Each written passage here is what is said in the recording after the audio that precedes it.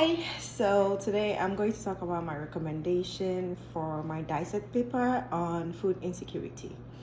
And as I said, food insecurity has been an issue in Ghana since after COVID. And it wasn't like it wasn't an issue before, it was an issue, but it was being exposed by the COVID-19 pandemic. So long before that, there is an organization known as the World Food Program that has been collaborating with the government of Ghana for years to solve food issue, agricultural issue, and all that stuff related to it.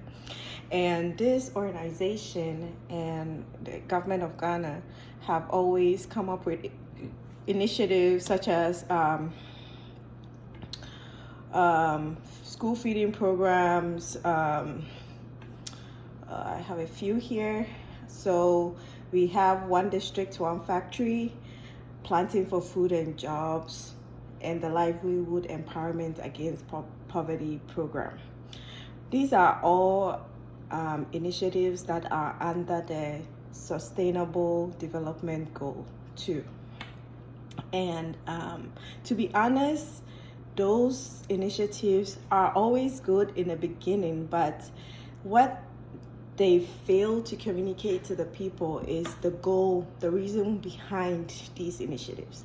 And usually what people do is that they take advantage of either the money that is involved, there is corruption, there is stuff, and then the initiative is not able to achieve what it is supposed to. So with my recommendation that I have made for this issue, it will be that in order for these organizations to get to the people, to let them know that, hey, this is the issue that is at hand, and if we do not take care, by 2030, about 5 million of the population, which is barely 40 million, is going to be in hunger crisis. And this, I believe, that is one of the most important messages that the government of Ghana or the World Food Program can send across to the people.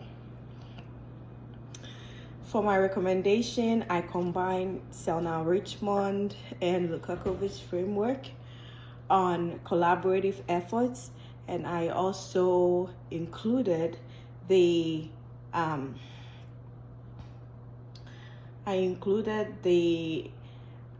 model, which is community-based participatory communication.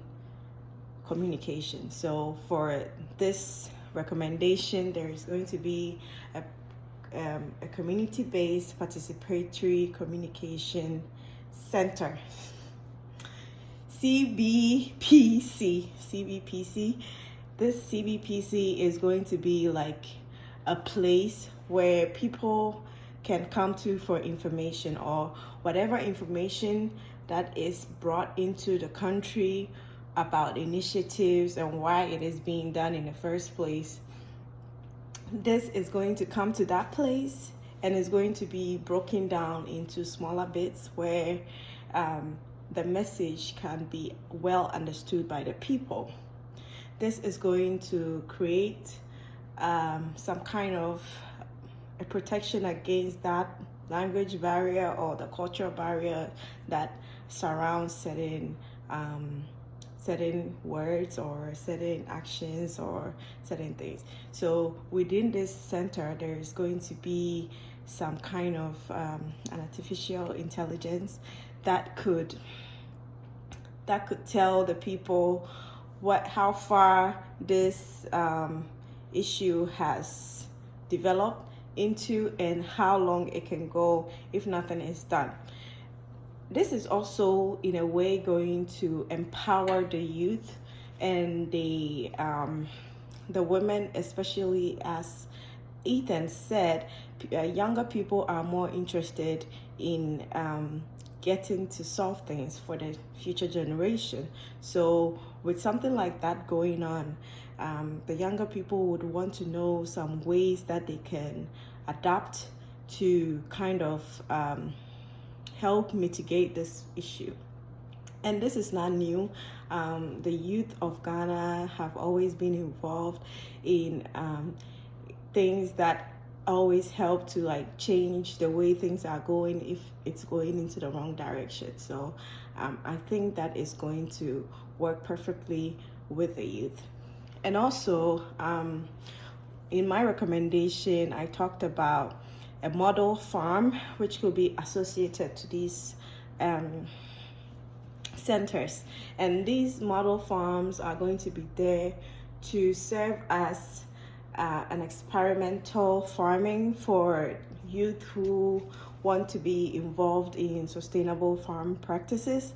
And these farms, which is not owned by anybody but the government, will train them with all the equipment they will need, and also help them with bookkeeping and all those stuff to keep empowering them to know the benefits of going into sustainable farming.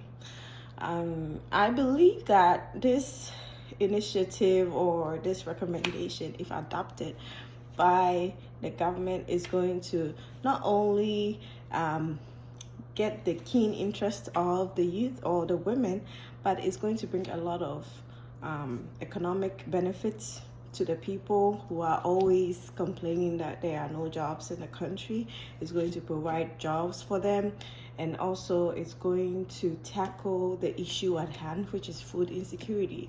Because if there are more younger people going into the field of farming or agriculture, I believe that in the near future, food insecurity issue is not going to be a problem.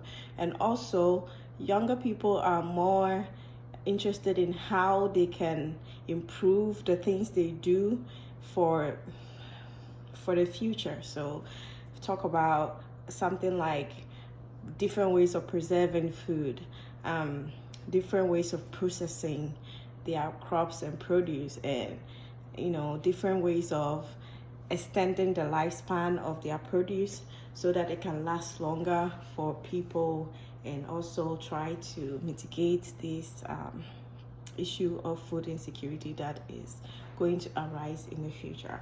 Also, another thing that they can also do is come together, and which kind of tackles the collaborative efforts part, come together with the international aid organization, the government, and give them feedback. Let them know that these messages that they sent across did not create the good impact on the people, or the way that they're training them, the way they are not breaking down